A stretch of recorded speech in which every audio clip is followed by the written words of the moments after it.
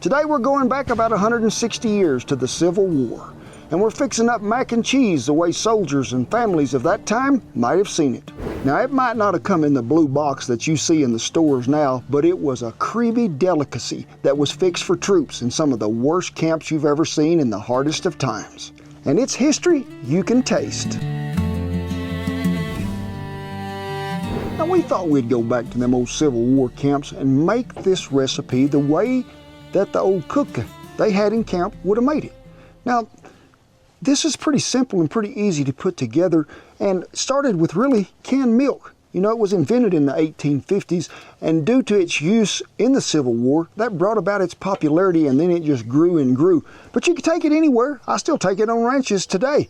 But the thing that we're using, the cheese, sort of shocked me when I was doing some research. What? Parmesan cheese. It's dried really well, it's hard, it keeps well, it's not going to melt so bad in conditions that are really hot like you would see cheddar and stuff that we use today.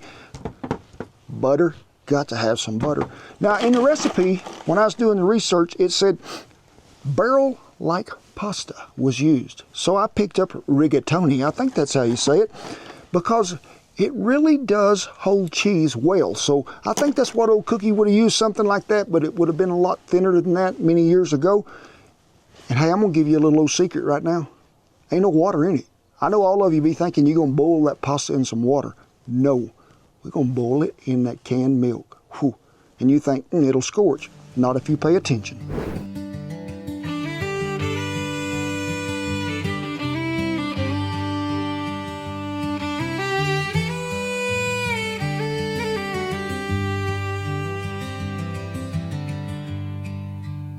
Camp do look a little different today, and the ground is wet, good Lord blessed us he did. But I got to thinking, I need to cook this like I think they would have cooked it back during the Civil War time, or them old families that were pioneers back then. So just a tripod, Dutch oven hanging right there on it. Now they might have just done this with just some rocks and some coals underneath it, but this is the way we're going to do it today, and it all starts with what? Some canned milk. And that's hot, you can tell. Now, we're going to go ahead and pour that pasta in there now. If I can find a hole that it'll fit, which is right there. Do not run off and leave this. I need you to stir, because that will scorch. And there ain't a lot of ways to be turning this fire down unless we just go to raking it all the way around here in a minute. But we got to let that boil. Probably going to take about 15 minutes. But the milk will begin to decrease in there, and that pasta just soaks up that great flavor of that evaporated milk. I will never cook pasta in water again. It'll always be like this. So they've done taught me something from the Civil War. The reason I think that they boiled this in milk instead of water is you're going to get more calorie intake than just boiling in water. And water might have been scarce too. Might not have been a whole lot of water where there's at in some of them old camps. So I'm thinking they had milk. They'd probably used it all the time. And I think even the settlers and the pioneers that would just go out to the barn and do this right here, get them some fresh milk, bring it in there. Hey, but canned milk got a rich flavor. I'm all for it.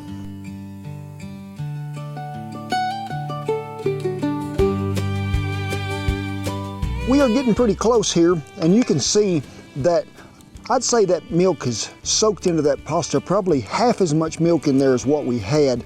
We do need to check one of them little pastas just to see. Ooh, them feel pretty tender. In go the butter. We'll get it stirred around, let it go to melting, and then it's time for the cheese. In it goes. Make sure everybody gets in there. So we'll just keep stirring till everything is smooth and creamy and cheesy. But if you're doing this in the house, turn that burner to low right now, because you don't want to scorch anything that's there.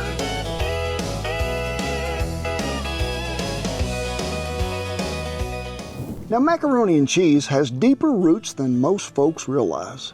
This dish traces back to Europe, with recipes appearing in English cookbooks as early as the 1700s, usually involving pasta layered with butter and Parmesan. Now, Thomas Jefferson is often credited with making this dish so popular in America. After visiting Italy, he brought back pasta and even a macaroni press.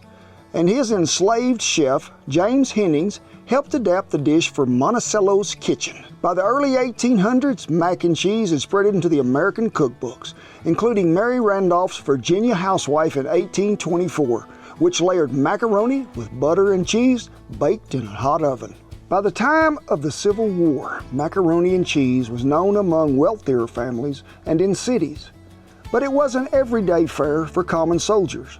Cooking in camp was rough, and most of the time men survived on rations of salt pork, beans, coffee, and the dreaded hardtack, a flour and water biscuit hard enough to chip a tooth. Kitchens were improvised with cast iron pots, Dutch ovens, or frying pans, balanced on rocks. In Union camps, soldiers had slightly better access to supply wagons and could sometimes supplement meals with dried fruits, vegetables, or preserved foods like condensed milk. Confederate soldiers often fared worse, with broken supply lines, food shortages, and less variety.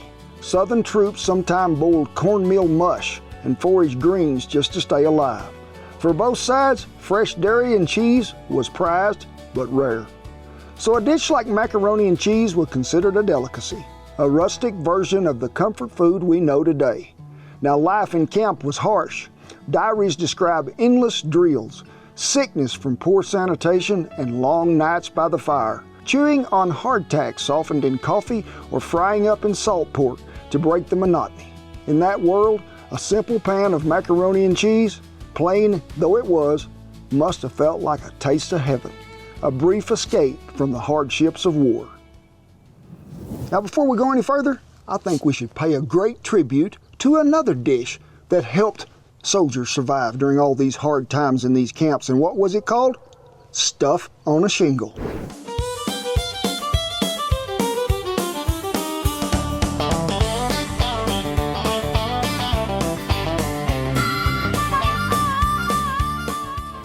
During the Civil War, gruel was a thin mixture of grain cooked in water or milk and was often given to sick soldiers because it was very easy to digest. Now, back in camps, soldiers would often soak hardtack to soften it up, mix in gruel. In 1864, Lieutenant George G. Smith of the 1st Louisiana U.S. Infantry put the two staples of rations together, a piece of boiled salt pork, hardtack, and some gravy. This was the earliest version of SOS. Now, in the 1900s, the military refined this dish even further, and they made it creamed chipped beef, which was in milk gravy served over toast, a delicacy that so many soldiers have had.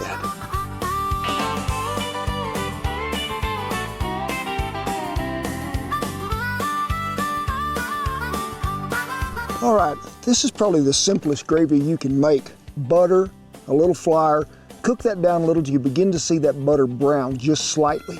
And then what? Hey, Magie says there's a burglar. You okay? So we got our flour in there, got it all smoothed out. Canned milk, again, is the star here. Add a little at a time, keep stirring. Try to get them lumps out of it. I will tell you, if you've got one of them rubber spatulas, got all them holes in it to where you can mash them lumps, if you got some, you're in pretty good shape. Just don't use metal against metal. So gravy's getting pretty good here. We took our dried chipped beef that come out of that jar, sliced it up to where there's little bite-sized pieces. Now that stuff, I'm gonna go ahead and taste it because I can already tell you it's pretty salty. It's sort of like salt pork and bacon. You don't want to be adding a lot of salt to this dish. So we're just gonna put a little pepper in here to give it a little color. In go a jar of this wonderful beef. Get it all stirred up. If it gets too thick, we still got some canned milk here. But hey, this got a lot of soldiers started off with breakfast. But don't you know this was a treat back in Civil War time? If you could have had this instead of munching on some of that hardtack, because you didn't have one tooth left, you already broke the rest of them out. So I would think that right there is a done deal. We'll let that cook through just a little to warm that meat up. But just remember, keep your little milk handy, so if you need to thin it, you're in good shape. But don't walk off and leave it. Never know when Duke will sneak up here and lick the gravy out of the bowl.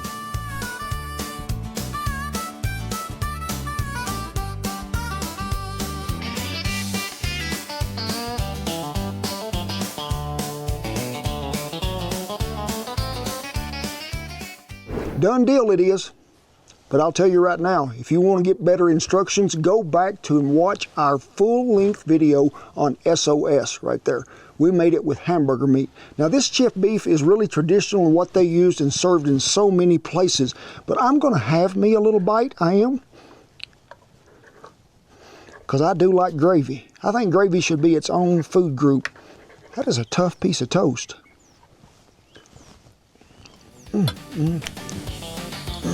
It's double dancing day, Meiji.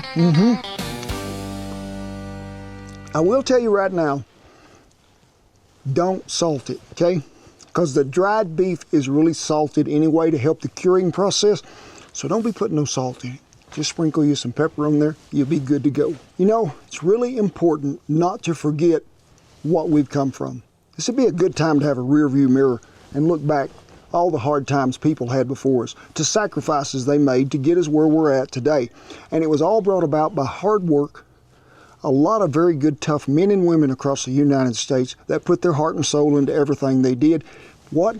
They come up with some great recipes so many years ago, and I'm so glad that history is there for us to share with y'all. But if y'all are going through a hard time now, remember, you're not alone.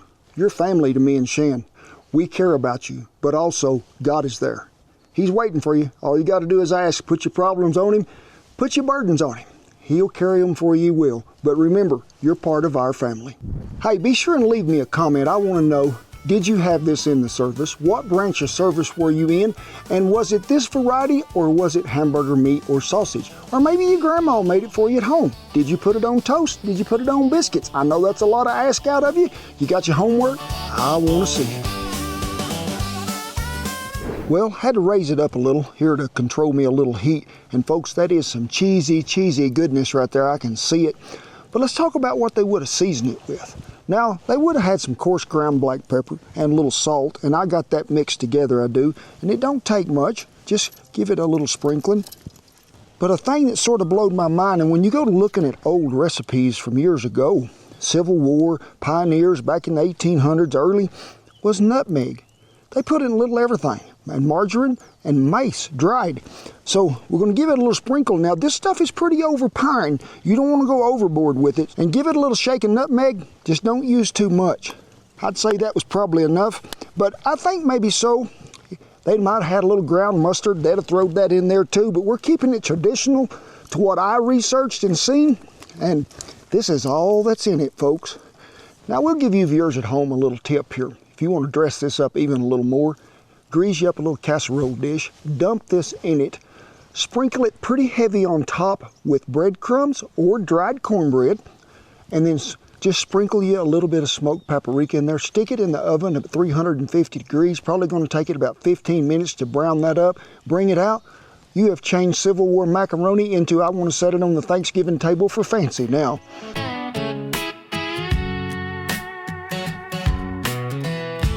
Well, I hope we would have made them soldiers and that old cook proud today cooking this, because folks, I'm talking about pretty easy to put together. And you know, sometimes, what does April say? Can't get full on fancy. Simple is the best thing in life. And really, what are we talking about? Canned milk, pasta, salt, pepper, nutmeg, Parmesan cheese, and that's it. And it is cheesy goodness in every bite.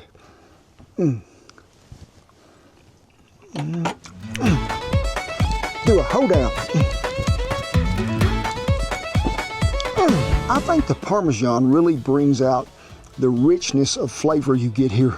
But that little tingle of nutmeg that's in there sort of sets it over the top.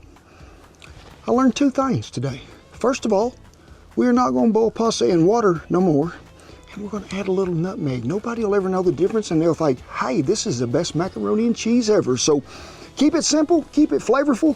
It is a great dish to put on the table. Thank y'all so much for sharing a little food and a little history with us today. We had a great time. Beautiful day it is. Hey, it is with great pride, honor, and privilege that I tip my hat to all the servicemen and women and all the veterans that have kept that old flag a flying over camp. We commend you all. The rest of you, get on up in here. I'm going to give you a hug. I'm pretty smoky. Oh, God bless you, each and every one, and I'll see you down the Civil War trail making mac and cheese. Y'all have been on timeout today because you kept wandering away from camp. I know you're just trying to patrol and keep everything safe, but let's see, do you like Civil War mac and cheese? There's one.